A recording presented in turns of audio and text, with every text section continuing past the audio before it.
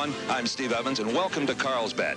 Now, today's action, part of it anyway, is going to center on the popular 125cc class. Lightweight, highly maneuverable. These babies will spend as much time in the air, almost, as they will on the racetrack. Now, all of the factories are represented. Suzuki, Honda, Yamaha, Kawasaki. Going to be quite a shootout. And, of course, aboard the machines, the finest American talent, but also the Australian champion, who looms as quite a favorite.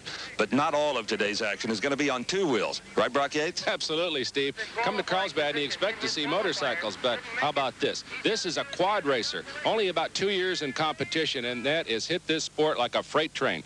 These little half motorcycle, half off-road cars carry 250cc motorcycle drivetrains, but count them, 4 wheels. And I'll tell you what, we're going to turn this place into a mini Baja 1000 before we get through this afternoon, so stick with us.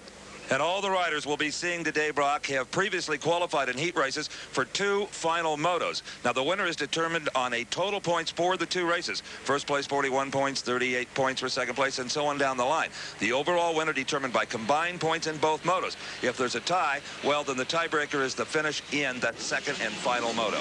This is the 125 class. These are all pros at the gate, ready for moto number 1.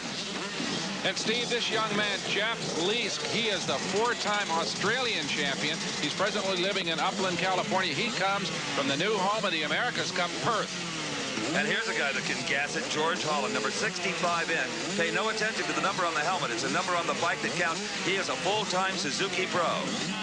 And this bike, number 47, Steve, is a Suzuki ridden by Jim Tarantino of Los Angeles. He's not necessarily a senior citizen, but he's 24 years old. That makes him kind of middle-aged for this sport. Well, here's a youngster, Willie Surratt, number 1S, 16 years old, a support Honda rider. That means just a step below a factory pro, but above a full privateer. Well, Steve, here's a full factory pro, as you mentioned, 17-year-old Mike Healey from Costa Mesa, California, on a factory-supported Suzuki, one of the best in the business. All of these final motos will have 12 laps of racing on the Carlsbad course, which today is configured at about 7/8 of a mile. That means 2-minute lap times. Earlier, I had a chance to take a look at the starting procedure that sends these riders on their way. There's been a lot of starting systems used in motocross over the years. In the very early days, it was actually a piece of surgical tubing that was stretched across in front of the riders and just snapped away. CMC has taken it a big step further with this pipe gate. Actually, kind of an individual stall for each rider, and the gate falls towards them. So there's no way that you can anticipate the start. You're just going to impel yourself on your own gate. Now, the first thing the rider sees is starter Marty Albanese holds up this. That means 2 minutes, gentlemen. That's when they'll start the bikes and start warming them up. As 1 minute has elapsed, he shows him this. Obviously, there's 1 minute remaining. Now, when he turns this sideways, the start can come anywhere from 2 to 10 seconds. Marty is pretty consistent today at about 3 seconds. Now, he will nod his head or radio communicate to the gate operator, who pushes down on this lever, and away they go. And Steve, for those of you who have never seen the start of a motocross race, you are in for a treat. It's going to make the worst three-rate jam-up you ever saw look like a walk in the park. They talk about all the physical conditioning that's necessary in this sport. Well, I'll tell you what, it takes raw nerve on the start as they thunder down towards turn number 1, where everybody has to turn left. Who is going to lead the pack? This little jam-up, what a funnel of motorcycles and riders as they sweep through the tight left-hander and head down toward the first jump. And it's Kawasaki mounted. Tim Rutherford out in the lead. Bike number 10S, the green machine. Well, Steve, you can pretty well tell the different makes. The lime green bikes tend to be the Kawasaki's, the red ones, the Hondas, the yellows, the Suzuki's, and the red ones with the white fenders, they usually Yamahas. Oh, Brock, it's just amazing with that chaotic start and these very tight turns here at Carlsbad. They're riding handlebar to handlebar, and everybody is still on their bike.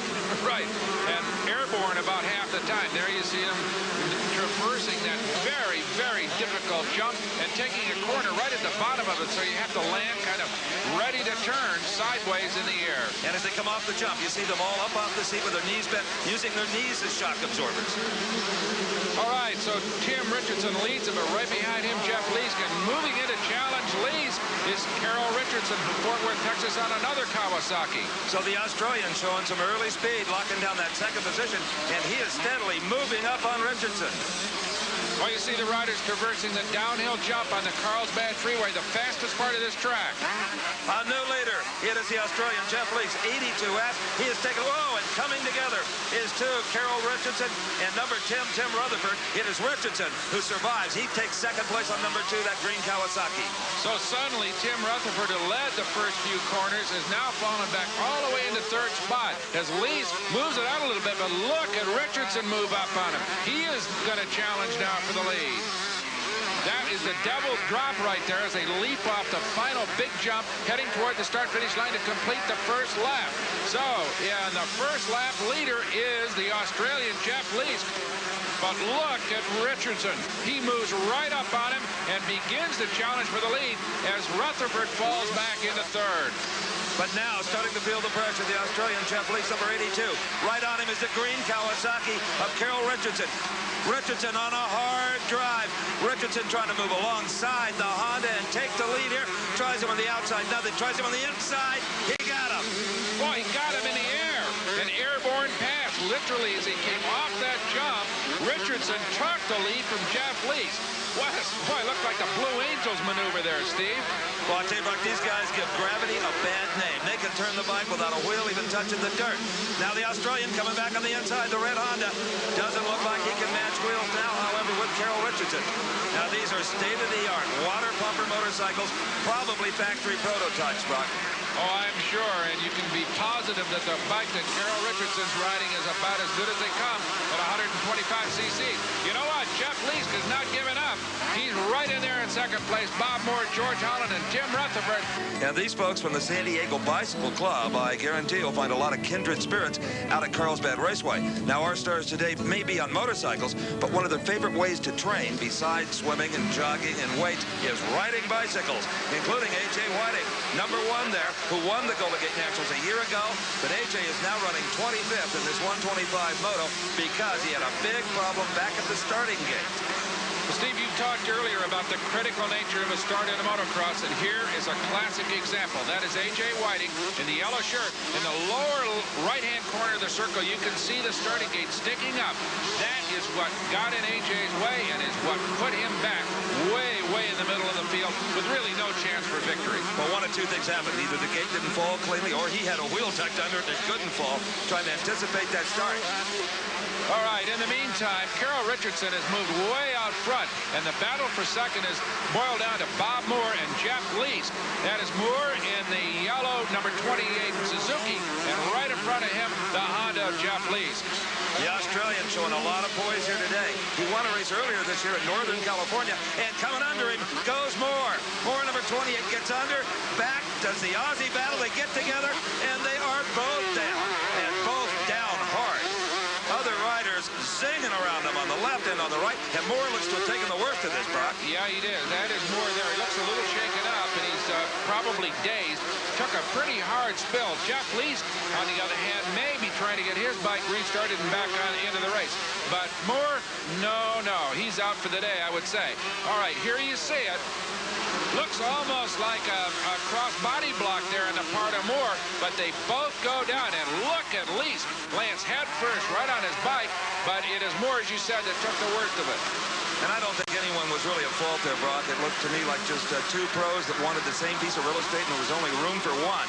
Well, the emergency medical technicians are right there to attend to Bob Moore, and we'll keep you posted on the condition of that young man. These kids are mighty tough. But here is a new battle for second spot. That is 65N George Holland for Suzuki, and 39 Larry Brooks for second spot.